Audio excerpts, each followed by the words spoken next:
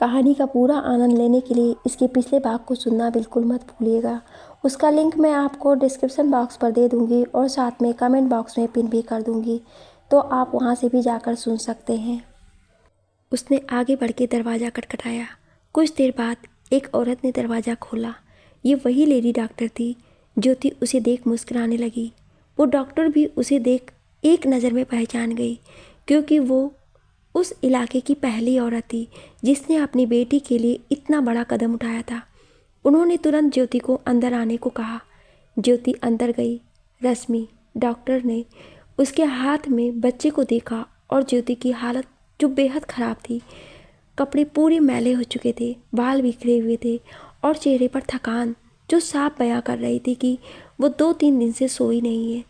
रश्मि बच्चे की तरफ देखकर, ज्योति मुस्कुराकर, बेटी है। रश्मि हैरानी से, तो तुमने लड़ाई लड़ ही ली?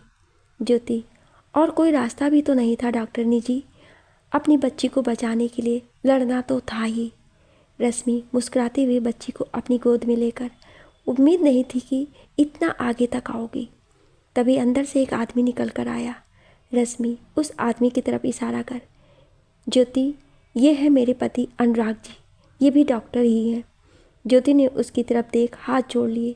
रश्मि के पति ने भी हाथ जोड़कर उसका अभिवादन किया। रश्मि को बच्ची का शरीर कुछ गर्म सा महसूस हुआ। रश्मि गंभीर स्वर में, ज्योति, बच्ची को तो बुखार है। ज्योति घबराकर, क्या? और उसने पास आकर छुआ। ज्योति चिंता भरे स्वर में, शायद ठंड लग गई उसे। कपड़े नहीं थे ज़्यादा हमारे पास। अनुराग, आप चिंता मत कीजिए, वो ठीक हो जाएगी। उन्होंने बच्ची को पहले दूसरे कपड़ों में रखा और फिर ज्योति को उसे दूध पिलाने को कहा। उसके दूध पीते ही बच्ची को दवाई दे दी। थोड़ी देर में बच्ची फिर से सो गई। उसके सोने के बाद ज्योति ने भी नहाकर अपने कपड़े बदले। रश्मि, अब बताओ हुआ क्या है और तुम ऐसी हालत में कैसे?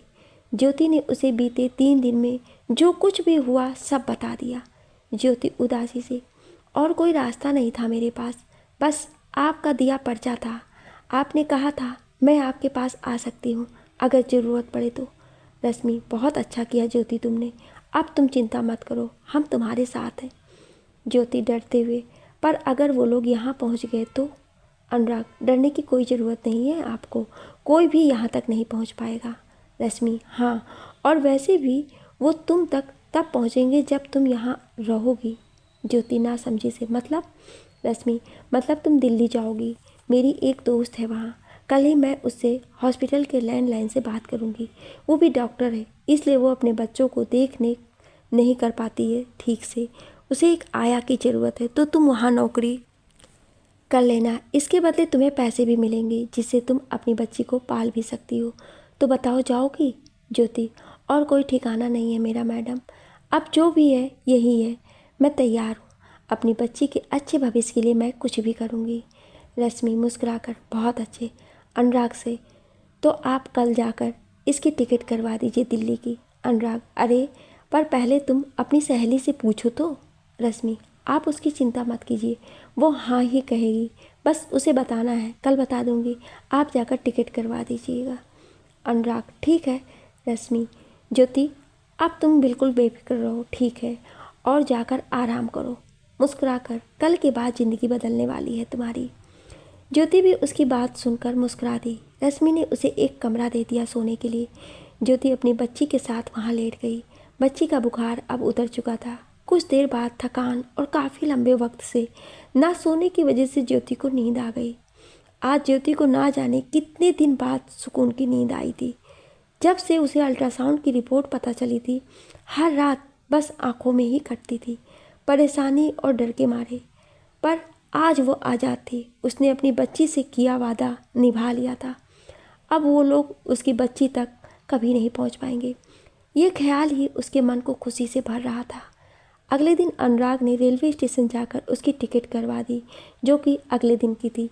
ये 2 दिन ज्योति के बहुत सुकून से बीते। अगले दिन उसे दिल्ली के लिए निकलना था। सुबह सुबह वो जल्दी उठी और तैयार हो गई। रश्मि ने उसे कुछ पैसे दे दिए, जिन्हें ज्योति ने जब लेने से मना किया तो उसने ये कहकर उसके हाथ में रख दिए कि जब आ जाए तब वापस कर देना। ज्योति बस मुस्कुरा कर रह गई और उससे गले मिलकर रेलवे स्टेशन के लिए निकल गई। अनुराग उसे छोड़ने स्टेशन तक गया था। उसे स्टेशन के बाहर उतार कर, अनुराग माफ़ करना ज्योति, बहुत ज़रूरी काम है आज हॉस्पिटल में, वरना मैं तुम्हें गाड़ी में बैठाल देता। ज्योति मुस्कुराकर, कोई बात नहीं डॉक्टर साहब, आपने इतनी मदद की, बहुत है मेरे लिए, आप जाइए, वैसे भी सीधे रेल में बैठना ही तो है। अनुराग मुस्कुराकर, चलो बाय, अपना ख्याल रखना। इतना कहकर अनुराग चला गया और ज्योति स्टेशन के अंदर आ गई अपनी बच्ची को लेकर। उसे समझ नहीं आ रहा था कि कौन सी ट्रेन में बैठना है। उसने किसी से पूछना ही ठीक समझा। ज्योति पास से गुजरते एक आदमी से, भाई जी ये दिल्ली जाने वाली रेल कौन सी है?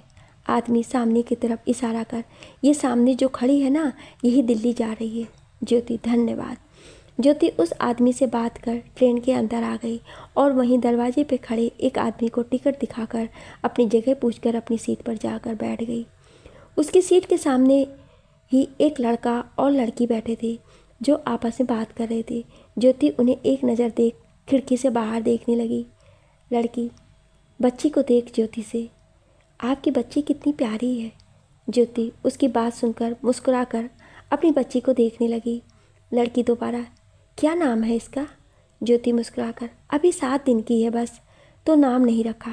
लड़की, ओह अच्छा। वो ऑफिस से साथ बैठे लड़के के साथ बात करने लगी। ट्रेन चलने में अभी वक्त था। कुछ देर बाद लड़की दोबारा उससे बोली। लड़की, वैसे आप कहाँ जा रही हैं? ज्योति, दिल्ली। लड़की, मायके? ज्योति ने नामे सिर हिला दिया। लड़की, ससुराल। ज्योति ने फिर नामे सिर हिला दिया। लड़की को उसकी बात बड़ी अजीब लगी। लड़की, तो फिर? ज्योति कुछ कहती कि अचानक उसकी नज़र खिड़की से थोड़ी दूर खड़े संतोष पर पड़ी। उसे देखते ही ज्योति की आंखें हैरानी और डर के मारे बड़ी हो गईं। लड़की उसे गौर से देखते हुए, क्या हुआ आपको? पर ज्योति को जैसे कुछ सुनाई ही नहीं दिया। वो एकटक संतोष को देखे जा रही थी।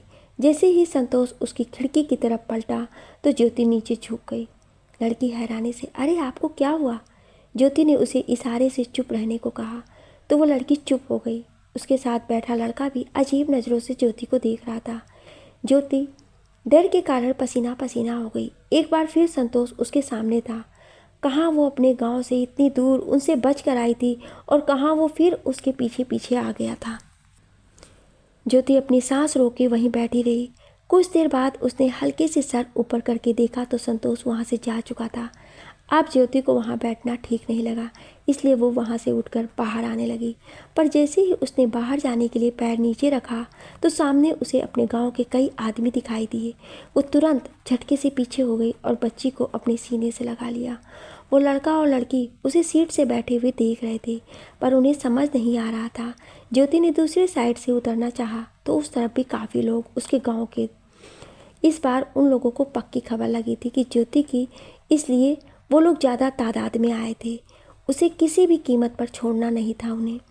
तभी ज्योति को संतोष की आवाज़ सुनाई दी जो उसके थोड़े ही दूर खड़ा था, पर वह थोड़ा पीछे होकर छुपी थी, इसलिए उसे दिखाई ना दी। संतोष अपने आदमी से, एक एक डिब्बा छान मारो, जहाँ भी दिखे सीधा खंजर उसके और उसकी छुरी के अंदर घोंप देना। उसकी आवाज़ सुन ज्योति के डर से आंसू निकल आए।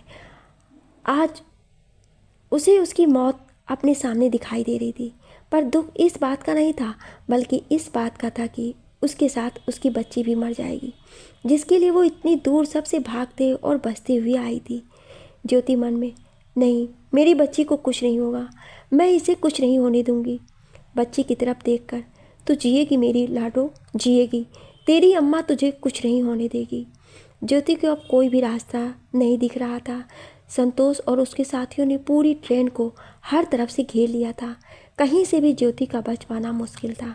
अगर वो अंदर भी बैठी रहती तो भी वो लोग किसी भी वक्त उस तक पहुंच जाते।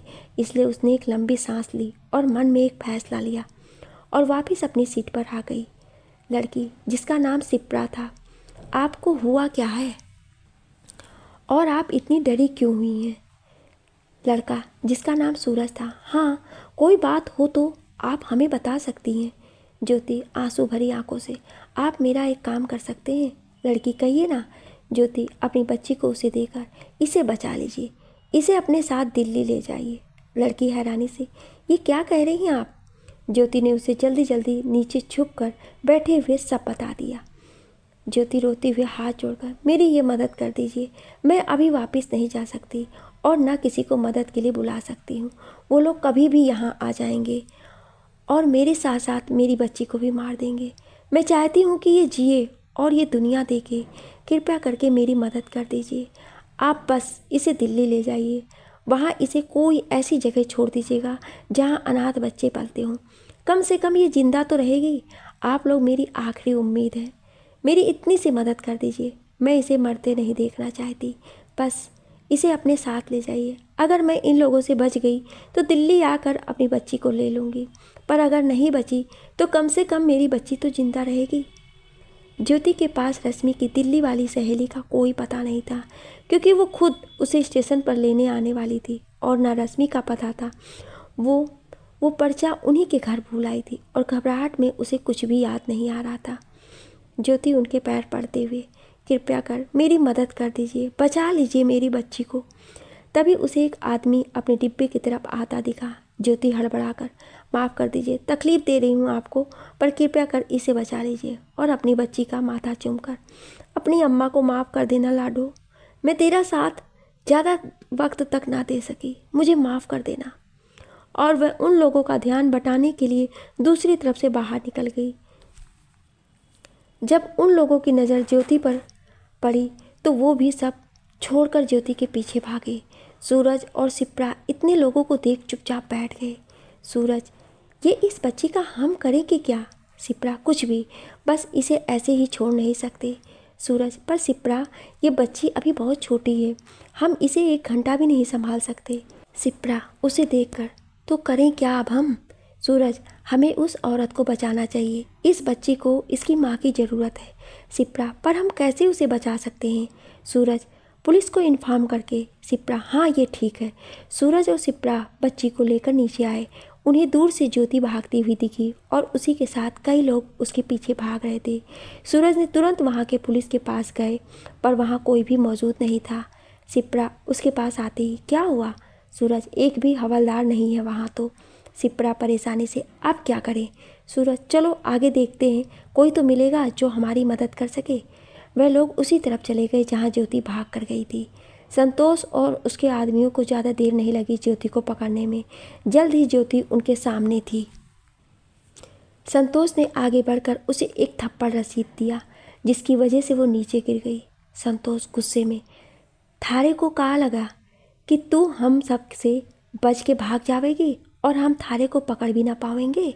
ज्योति गुस्से से उसे घूर रही थी। संतोष उसे दूसरा थप्पड़ जड़ते हुए, घूर के रही सी, बता थारी छोरी कित्ते? ज्योति फिर भी कुछ नहीं बोली। संतोष दोबारा से, ज्योति थारी छोरी कित्ते? ज्योति गुस्से से, कहीं भी हो, बस तेरी पहुंच से बहुत दूर है वो। संतोष दांत पीसते हुए, देख ज्योति, आखिरी बार कैसे, बता छोरी किससे? ज्योति हंसते हुए, तू कभी उस तक नहीं पहुंच पाएगा, कभी नहीं। तू मेरी बच्ची को छू भी नहीं सकेगा, कभी भी नहीं।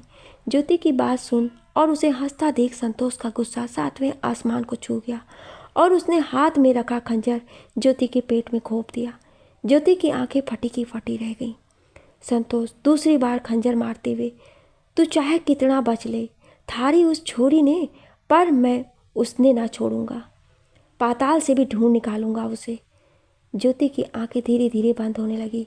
उसे कहीं ना कहीं इस बात का अंदेशा था कि अब वो अपनी बच्ची को कभी नहीं देख पाएगी, इसलिए उसने उसे बचाने के लिए इन लोगों को अपने पीछे दौड़ाया था। मौत उसके सामने बाहें फैलाए उसका इंतजार कर रही थी, पर आज उसे किसी भी चीज़ की फिक्र नहीं थी। उसे विश्वास था कि अब ये लोग उसकी बच्ची तक नहीं पहुंच पाएंगे। उसने आहिस्ता से अपनी आंखें बंद की। ज्योति आखिरी बात अपने मन में, हे प्रभु, बस मेरी बच्ची की हमेशा रक्षा करना। और इतना सोचती हुई बेजान सी ज़मीन पर गिर गई। संतोष उसके गिरने के बाद सबसे, ढूंढो उस छोरी ने, वो अड़े ही से। ज्योति उसे लेकर अंदर आई ही थी कि वो भी अंदर ही से। दरअसल संतोष ने इन 2 दिन में उस डॉक्टर का पता लगाया। उसे शक था कि ज्योति उसी के पास गई होगी और उसका शक सही निकला। जब वो डॉक्टर का पता ढूंढकर उसके घर तक पहुंचा तब उसे पता चला कि ज्योति वहीं थी, पर वह उसका उनके घर के अंदर जाकर कुछ नहीं कर सकता था। इसलिए उसने उसके बाहर निकलने का इंतज़ार किया और आज उसके निकलते ही उसका पीछा किया और यहाँ पहुँच गया। पर नज़रें हटते ही ज्योति उसकी आंखों से ओझल हो गई थी। यही वजह थी कि वो बच्ची तक नहीं पहुँच पाया। ज्योति इस दुनिया को छोड़कर जा चुकी थी। उसका बेजान संसार जमीन पर पड़ा था। शिप्रा और सूरज ने दूर खंभे के पीछे खड़े होकर ये सब देख लिया था। ज्योति को देख उनकी सांसें ही रुक गईं। इस वक्त दोनों बहुत डरे थे। संतोष को आते देख सूरज ने जल्दी से शिप्रा का हाथ पकड़ा और उसे लेकर ट्रेन में आकर बैठ गया। दोनों के सामने अभी भी वही सब चल रहा था। सूरज डरते हुए, अब इस लड़की का क्या करेंगे? शिप्रा रुआसी होकर, कितने जल्लाद लोग हैं, वो लोग उस औरत को मार दिया। सूरज, हम इस बच्ची को यहाँ छोड़ नहीं सकते, पर इसे रख भी नहीं सकते। वो लोग कभी भी इस तक पहुँच सकते हैं, इसके कारण हम भी बेमौत मारे जाएंगे। शिप्रा, उसकी तरफ देख। मतलब? सूरज, उस औरत ने कहा था कि इसे अनाथालय छोड़ना है, तो इसे हम वहीं छोड़ देंगे। बस हमारी जिम्मेदारी ख़त्म।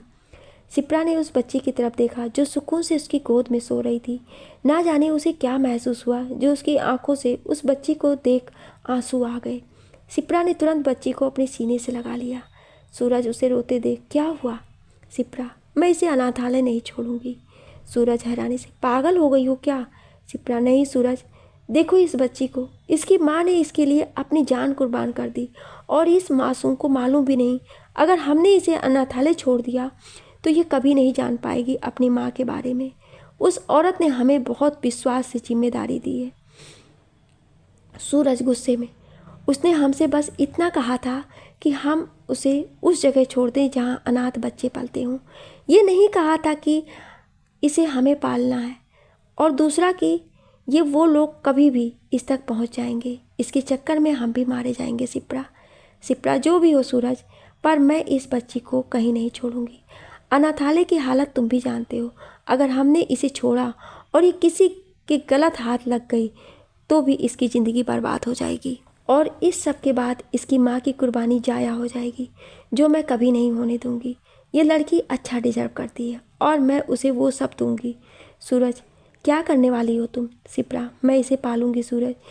ये अच्छी ज़िंदगी जिएगी और अपनी माँ के बारे में भी जानेगी। सूरज, और मेरा क्या?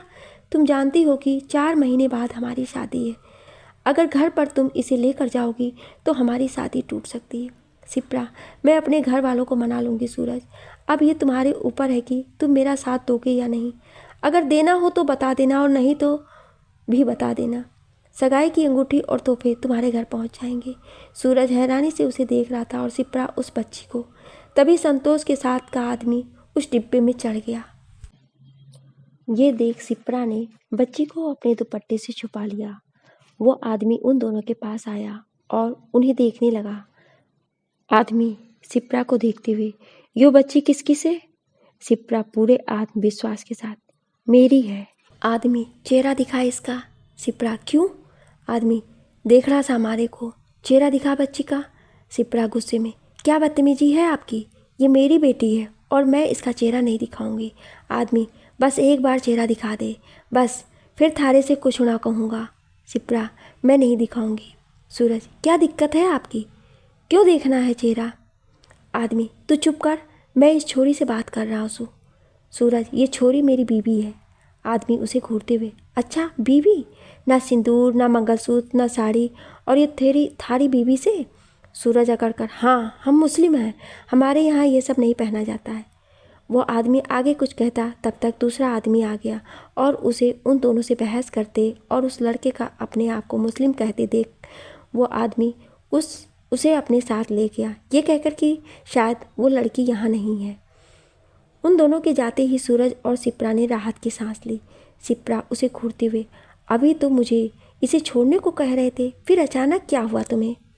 सूरज दूसरी तरफ देखते हुए, अब जब इसे अपनी बेटी मान ही लिया है और इसे पालने का फैसला भी कर लिया है तो बच्ची को माँ के साथ साथ पिता की भी ज़रूरत पड़ेगी ही ना। शिप्रा उसकी बात पर मुस्कुराने लगी। इसी के साथ अचानक से पेन गिरने की आवाज़ आई और अब तक हॉल में फैली शांति अचानक टूट गई। किताब के आखिरी पन्ने पर लिखे ज्योति के नाम पर एक आंसू की बूंद ने गिरकर उस नाम को भिगो दिया। सामने बैठे हर एक व्यक्ति की आंखों में आंसू थे। कविता ने भी अपने आंसुओं को पोंछती हुई नीचे गिरे हुए पेन को उठाया जो दिव्या के हाथ से छूटकर गिर गया था। दिव्या आंखों में आंसू लिए तो ये थी ज्योति की कहानी, एक ऐसी माँ की कहानी जिसने अपनी जान गंवाकर अपनी बच्ची की जान बचा ली।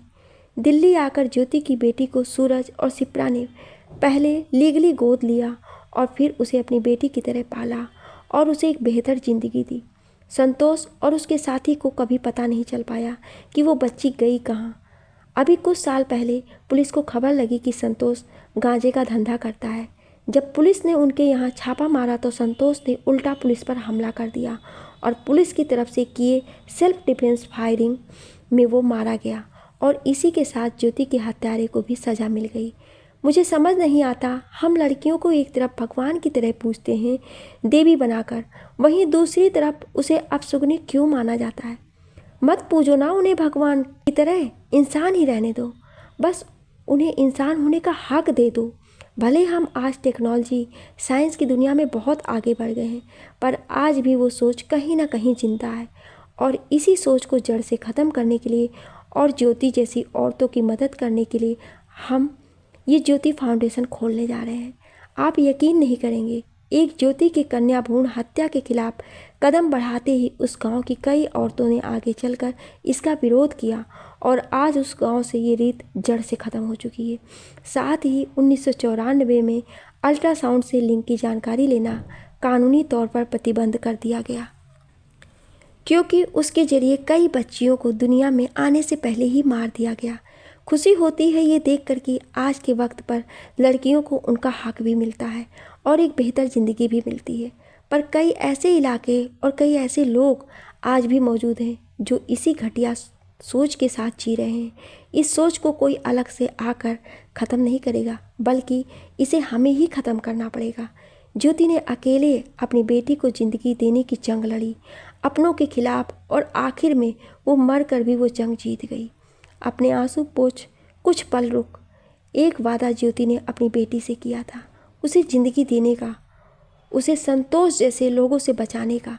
और एक वादा इस बेटी ने अपनी माँ से किया था, उसके नाम को उस ऊंचाई तक पहुँचाने का जहाँ तक संतोष या उसके जैसी सोच रखने वाले लोग कभी नहीं पहुँच पाए। और आज वो वादा भी पूरा हुआ, कहते हुए अपनी आँख बंद कर ली। उसकी आखिरी शब्द सुन अचानक हॉल में खुसुर फुसुर चालू हो गई। मंच पर बैठे लोग भी हैरानी से दिव्या को देखने लगे।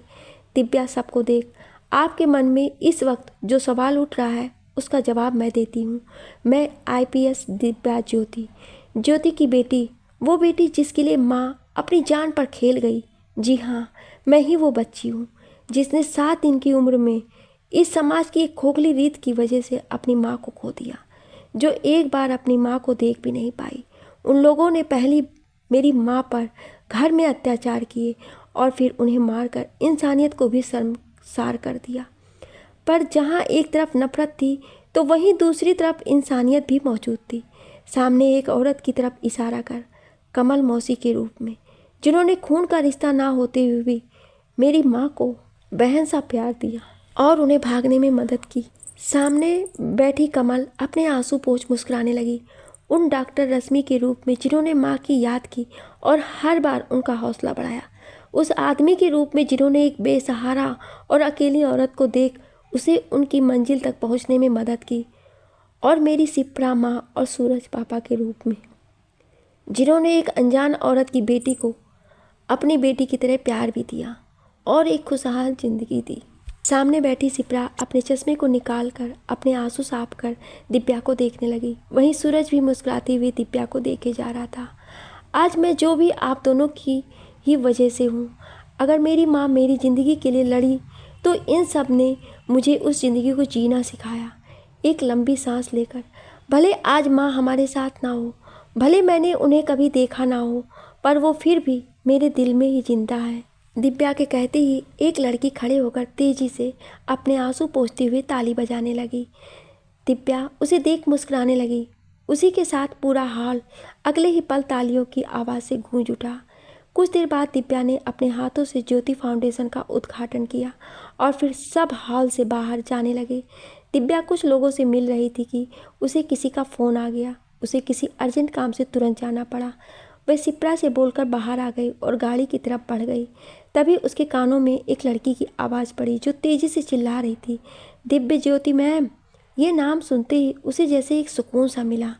आज पहली बार किसी ने उसका नाम उसकी माँ के नाम से इस तरह जोड़ा था। उसने पलट कर देखा तो एक स्कूल की लड़की भागती हुई उसकी तरफ आ रही थी। ये वही लड़की थी जिसने सबसे पहले ताली बजाई थी। दिव्या उसे देखकर रुक गई।